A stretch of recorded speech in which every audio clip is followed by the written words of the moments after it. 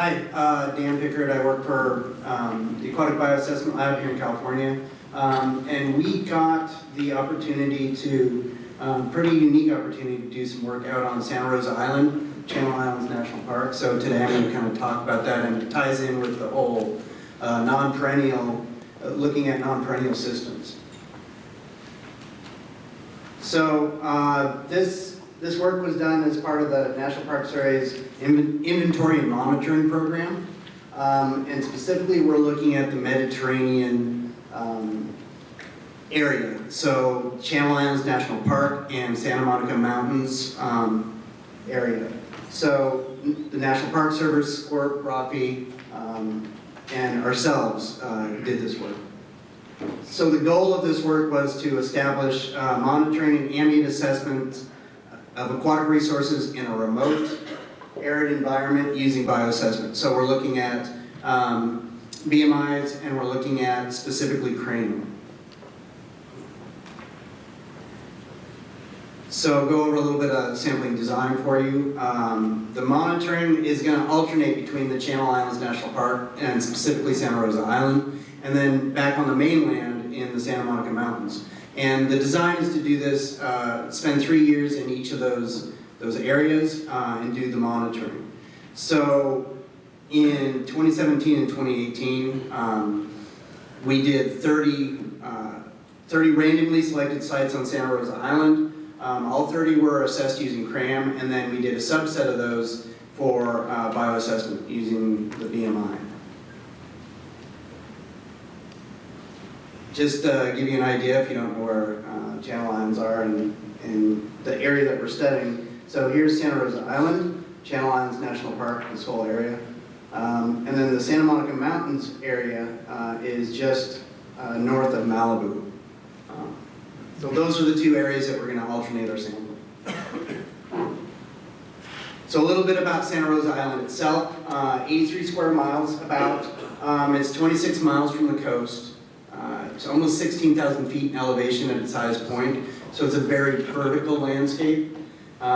Series of steep ridges and valleys. Extreme weather conditions. Only about 14 inches of rain on average per year.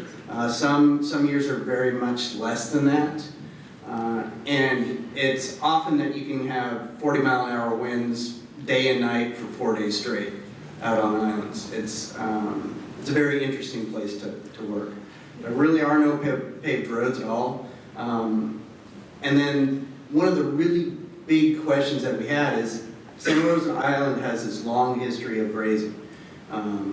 Starting back in the 1870s all the way up through the 1980s. And all sorts of grazers out there, sheep, cattle, there were fewer pigs out there as well. So these are all questions that we kind of need to think about when we're doing this monitoring. So these 30 sites that we came up with will become a long-term set of monitoring sites for Santa Rosa Island. And then 2019, so this is the first year that we were on Santa Monica in the Santa Monica Mountains, and we'll do the 30 sites there as well. 30 CRAM, 10 bioassessment sites, and you'll do that in that 3-year period. So it, like I said, it goes between the islands and the mainland. So these are our sampling sites on Santa Rosa Island. This is a randomly designed set of sites. And as you can see, we got a pretty good handle on the whole island itself. So we got a good smattering of sites all across the island. One of the other things that's kind of unique about this sampling in this area is, like I said, there's really no, or very few roads out there at all. So one of the things you have to do is your random site is find your random site through GPS coordinates, get on Google Earth and say, well, oops, sorry. Our site is here. How do we get to that? Well, we find whatever the closest road is, and then we just make a path down on Google Earth and we put it in our GPS, so as we get to that ridge top, we just follow our GPS down, all the way down to the bottom. So it's a lot of work before you get out to the site, kind of trying to figure out how you think you might get into the site. And on this day, we had two different sites, one in this watershed and then one in this watershed. So hike all the way down here, and then back out, and then back to this site. And that's our profile that we did in hiking that day. A lot of elevation gain and loss, but still very interesting. And so you see the images on Google Earth, right? You're like, oh, that doesn't look too bad. And then you get to the site and you're like, oh, it's way down there. And we have to get out that ridge and come down here and get to the site. And then when you get in the stream, this is what a lot of the streams look like when you get there. Cattails that are, I'm only 5'4", so cattails are 6'. And then some of these canyons are even hard to walk up the stream in these canyons. And then the 40-mile-an-hour wind, that's a windsock. It's sampling net, it's a dip net, but it turned into a windsock on that day.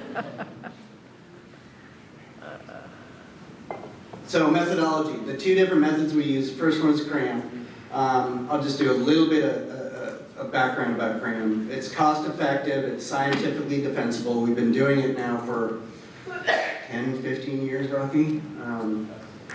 And it's good for, there are multiple different modules depending on what type of wetland assessment you want. In particular, what we were really interested in about CRAM is it can be used in a non-permeable system. You don't have to have water flowing in the system to do your CRAM assessment. And it can be used for long-term monitoring. So it kind of fits what we wanted to do out on this island, which is monitor these sites over time. So it's ideal for sampling. The other thing we're doing is our bioassessment, and we're going to do the CSCI calculation on all the sites that we were able to do the bioassessment. Just a little bit of background on CSCI. I know most people kind of know what it is and what it's about, but you're looking at the observed taxa that you see at a site, and you're comparing it to what you think or what is expected to be at that site.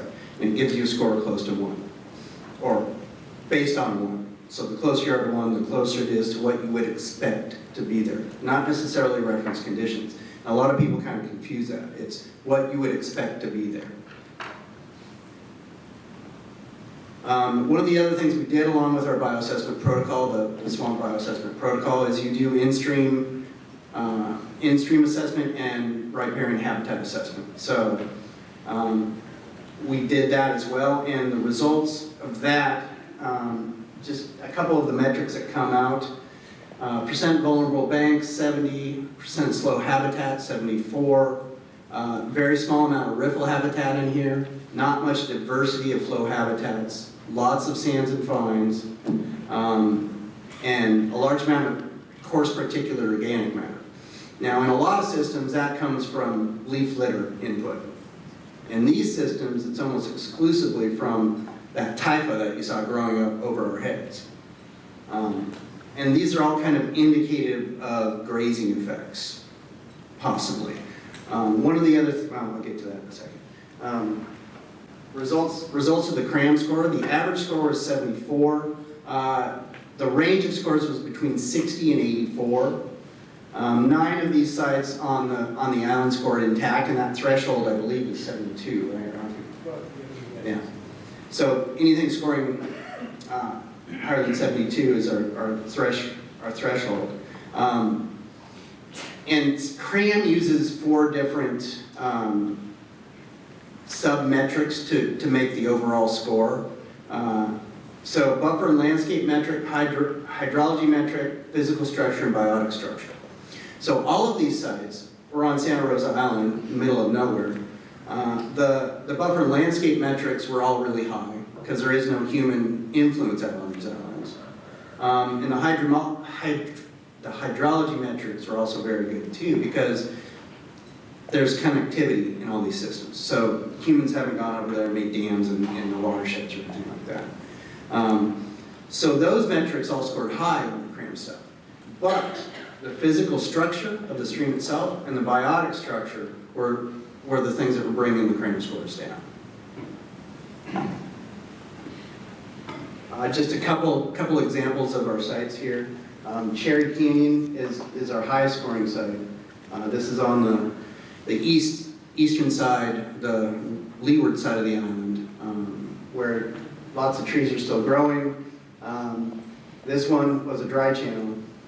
And this is our lowest scoring site, or one of the 2 lowest scoring sites. It's out on the west side of the island. And this one really, when we went back and looked at it, we probably shouldn't have included it in what we were doing because it was too high in the watershed.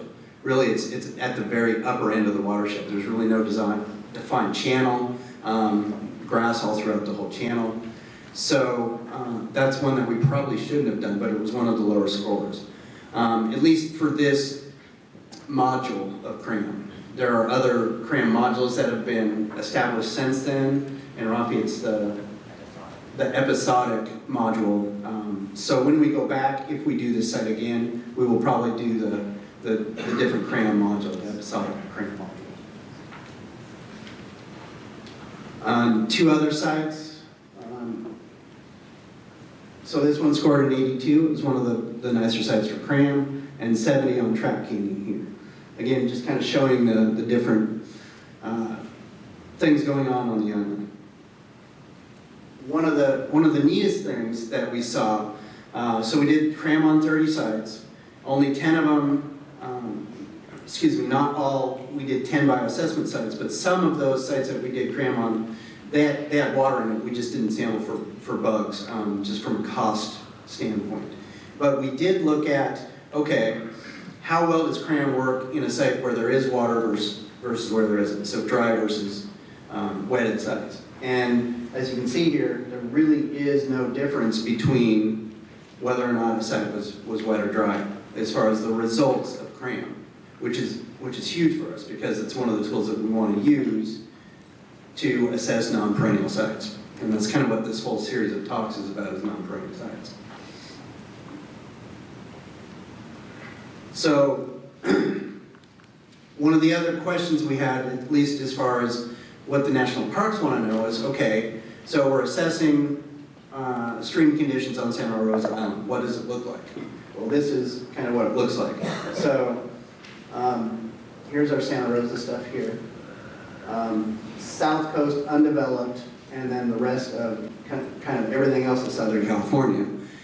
And the take-home message is either a glass half full or half empty type of thing, right? It fits right in the middle of everything else in Southern California. It doesn't look as great as undeveloped sites, but it looks a little bit better than the rest of Southern California. In my mind, that's pretty good, especially given this fact that there were so many graziers out on this island for almost 100 years. And the same goes, so that was a CRAM. We wanted to say, okay, what about our CSCI scores? Average of 53, range of 58 to 92, ranges from very likely altered to lightly intact. And again, possibly due to grazing effects. But the take-home message of this is the CSCI says the same thing about the island. You know, it's a little bit better than a lot of the South Coast stuff, but not quite as good as some of the undeveloped areas of the South Coast. So the great thing behind this is both of our methods of assessing these sites told us the same thing. We were actually quite happy about that when the end of it came. So here is a representation of CRAM scores. The larger the dots, the better the score, or the higher the score. And you can, if you look at the island in general, there really is, in my mind, no pattern to where these sites are occurring. Some of the higher watersheds seem to be doing a little bit better than some of the lower ones. We would really kind of have to go back and see where in this island was the majority of the grazing to see if that might be running this as well. But overall, not a real set pattern as to where sites are scoring better. And that's kind of the same with the CSCI scores. Granted, it's only 10 sites, but it's still the same sort of idea that there isn't really any pattern to what sites look good and what sites don't.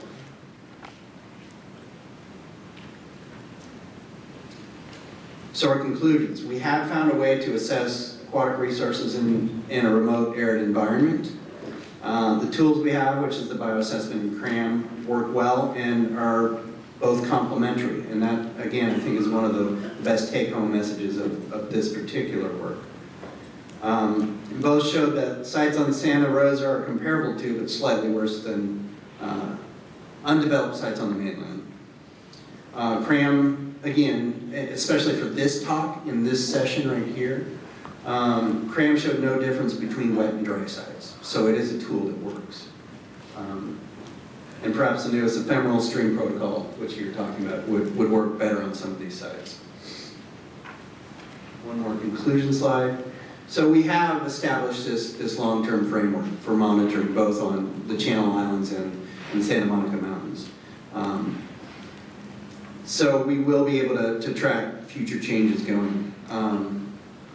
Every 3 years, they're going to continue to do this. It doesn't look like there's going to be, at least for the foreseeable future, this is going to continue to happen, which is kind of a cool thing. And then, in the Santa Monica Mountains, they had their big fire, the Woolsey fire, this last year too. So, out of the sites that we did in 2019, most of those were in areas where there was burn. So that's something that we're going to look at going forward as well with this monitoring. And the last slide is just a thank you to everyone that was involved in the sampling in this effort.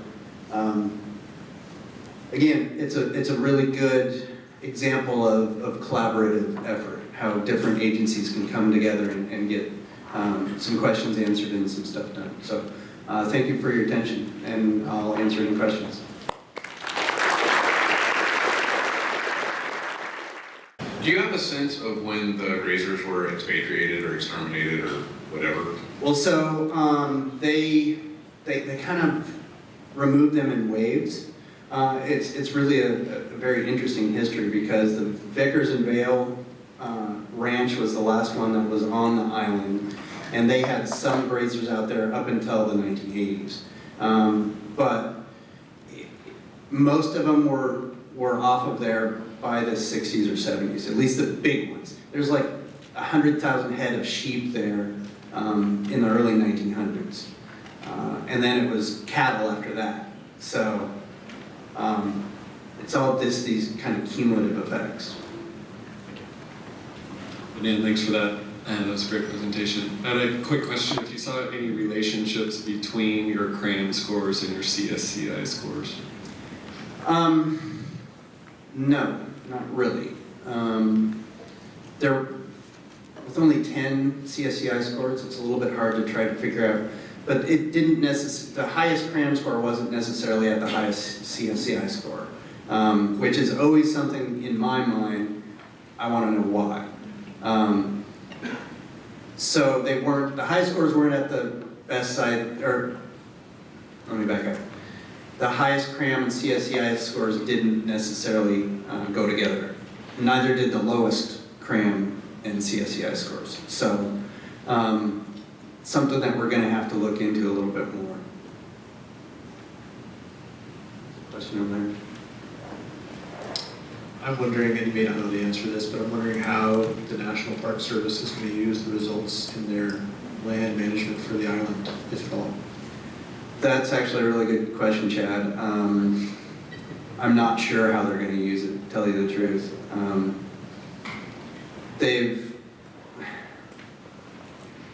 it's really hard getting out on the island to sample in the first place. And there's been talk about basically shutting down Santa Rosa Island as far as having people come in there and do stuff anyway. So I can't remember what they designated as a, I can't remember what the designation is, but basically the whole island besides where the roads are now designated as a sanctuary. So we'll have to get their permission, of course. Obviously they're partners in this, but Channel Islands, CSU Channel Islands has a research station out there, so I don't know how that's gonna affect their research too.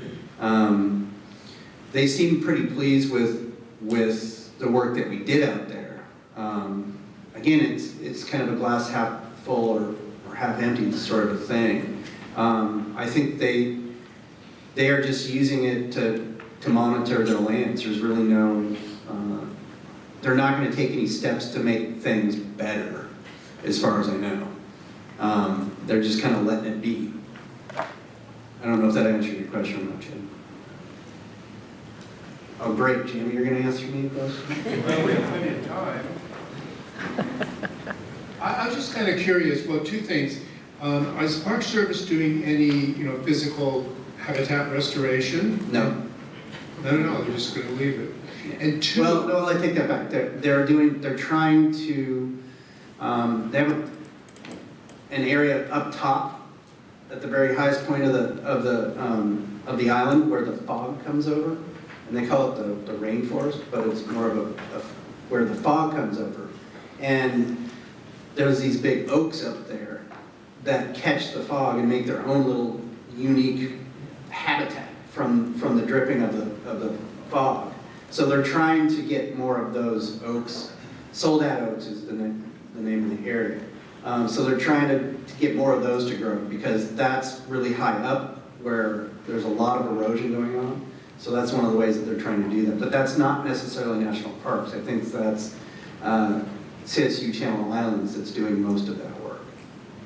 And the next question was, did you get any cool bugs? I mean, what kind of stuff were you finding? Was it all chironomids, or did you get anything unusual, maybe? Nothing unusual. The bugs out there are a subset of what you see, just like the results for cram. It's a subset of the bugs that you see everywhere else in Southern California, with some notable exceptions.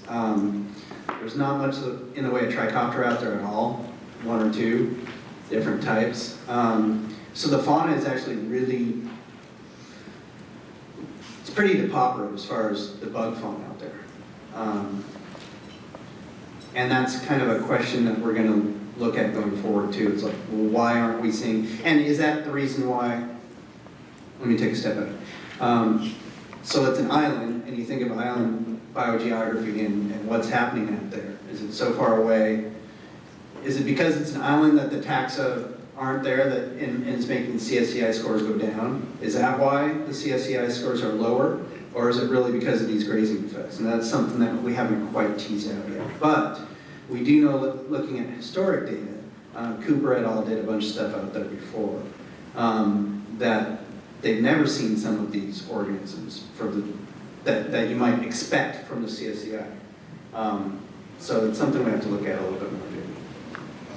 And then there's another question here.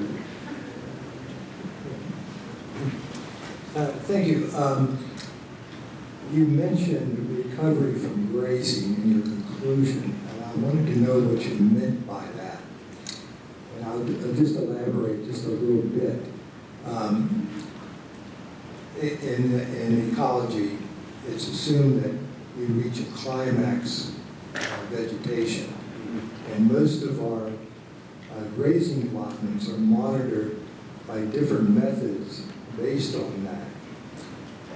Australian rain scientist, and her name slips my mind right at the moment, concluded that once you put cows on vegetation, you'll never return to that climax vegetation, you'll never recover. What are your thoughts on that? What do you mean by recovery from grazing? Well, so we know that there have been these grazing effects on the island, right? And typically, we see grazing effects reflected in stream systems in those different, the reason I pulled out those different habitat metrics is those are often things that you see degraded because of grazing. So it's the banks are getting cut away. There's a lot more fines and sediments in the systems. So those are kind of the effects of grazing that we think is happening on this island. Now there aren't any grazers out there currently, so you almost see them as ghost effects of grazing. But so right now, as you saw in that one picture, most of these channels are just choked with typha. So the banks have eroded. The typha's got in there, and it's, I mean, in some sense it stabilized the system, but it's all sands and fines underneath that typha. There have been some larger rains out there recently, and in some of the sites it scored a little bit better. When we're in that channel, we can see where it's kind of blown out some of that typha. And there's some small willow trees and stuff growing.